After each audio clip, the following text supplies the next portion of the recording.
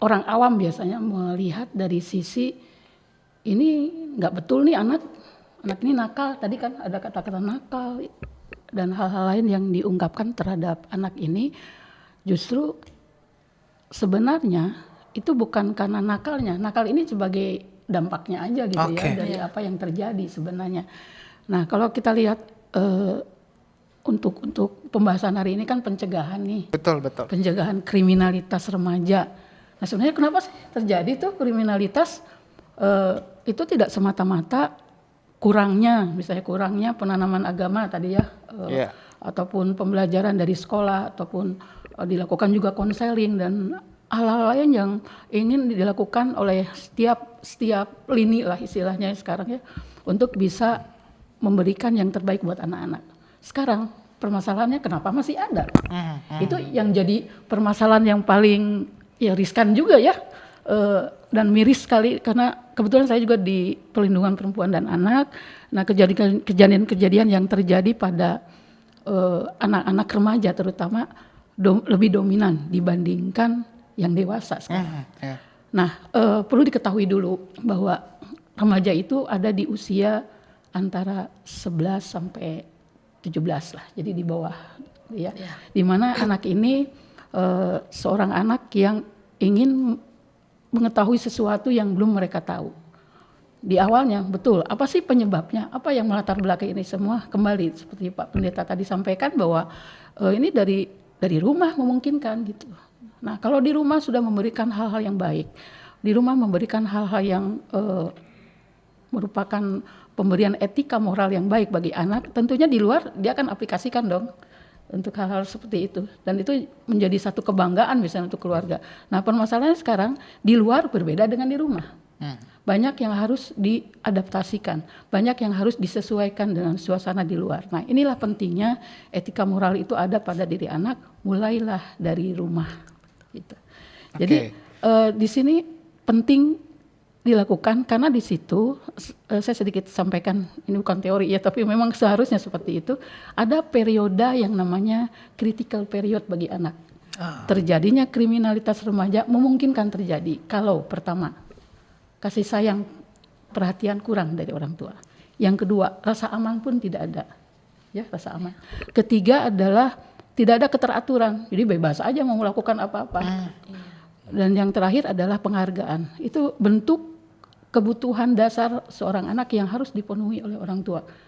Kita kenal dengan namanya pola asuh kan. Nah salah satunya keempat hal ini yang harus ada.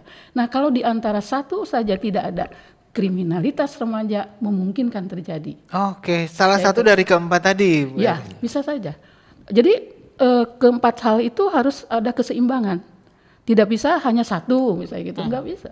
Kasih sayang dikasih, perhatian dikasih apa, karena orang yang mampu misalnya kasih doi semua, supaya tenang nih, nggak ribut terus. Anak kecil misalnya usia 3-4 tahun, 2 sampai 3 tahun atau 4 tahun kasih HP aja, sendiri seperti itu. Nah baru-baru saya pernah ini ya, tangani satu anak di mana anak umur 2 tahun setengah dia belum bisa bicara. Belum bisa bicara. Penanaman moralnya juga kurang mungkin ya, etika juga kurang. Sampai kalau misalnya mau menangani anak ini kasih HP aja sudah, kasih biar aja di situ. Nah itu sesuatu hal yang tidak baik untuk kemampuan perkembangan anak itu sendiri di tahap perkembangan itu. Terutama tahap tadi, critical period tadi. Dan ini yang harus dijaga.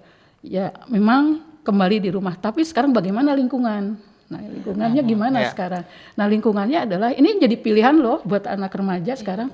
Pilihannya adalah saya mau nakal, atau ini kalau bicara nakal saya mau nakal atau saya mau yang nakal nih, jadi anak yang alim atau bagaimana gitu, seperti itu. Tapi artinya di sini perlulah perimbangan, bahwa anak-anak juga bukan berarti harus dikekang di rumah.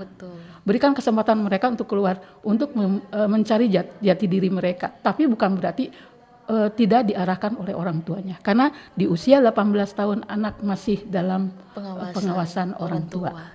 Orang tua tidak ada yang salah ya sebenarnya gitu ya, orang tua tidak ada salah untuk bisa melakukan sesuatu yang terbaik buat anak, namun kadang keliru penempatannya gitu ya. Nah sekarang kalau misalnya katakanlah orang tua berharap anaknya tidak mengalami hal yang seperti tadi, pola asuh tadi yang keempat harus terpenuhi. Oke, sebagai kebutuhan dasar.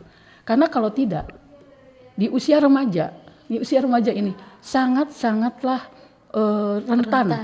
rentan untuk mengalami keadaan yang menjadi gangguan emosi yang terjadi pada 4 hal yang tadi tidak terpenuhi. Contoh, misalnya saya kasih contoh sedikit lah. Jadi kalau misalnya dia dapatkan apapun yang dia dapatkan dari orang tua yang cukup sibuk misalnya gitu ya, orang tua yang sibuk dari pagi sampai sore sehingga anak untuk urus anak aja titip aja ke oma opanya gitu, seperti itu. Nah, kalaupun ada kesalahan yang ditegur langsung anaknya langsung dimarah atau apa, padahal anaknya sendiri butuh komunikasi yang baik dengan orang tuanya, butuh perhatian. Nah, rasa aman itu bisa muncul karena kalau ada apa-apa larinya ke orang tua. Ini tidak ada.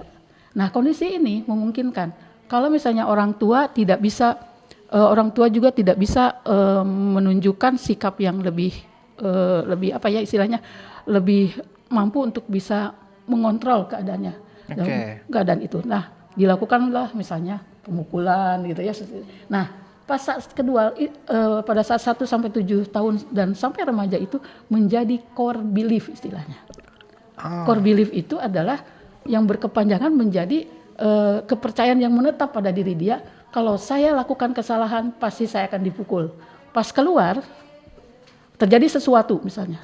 Pas keluar lingkungan rumah terjadi sesuatu, yang terjadi adalah dia menganggap bahwa kalau saya melakukan kesalahan pasti orang tua marah. Saya terkait dengan kasus penanganan pencabulan ya, bahkan oleh remaja dan sebagainya. Dan itu yang dilakukan oleh anak jadi korban, saya takut lapor sampaikan ke orang tua karena takut dimarah. Nah itu kenapa? Karena setiap kali mengucapkan hal yang salah atau apa pasti dapat marah. Dan ini menjadi core belief. Jangan sampai ini jadi kemampuan yang negatif bagi anak ini untuk kedepannya. Sehingga akan terjadilah tadi kriminalitas remaja.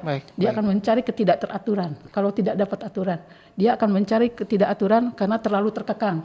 Kalau di luar kan bebas, silakan apain. Seperti tadi bisa ngelem gitu ya, bisa sabu dan sebagainya gitu. Bahkan sekarang micet banyak. Gitu.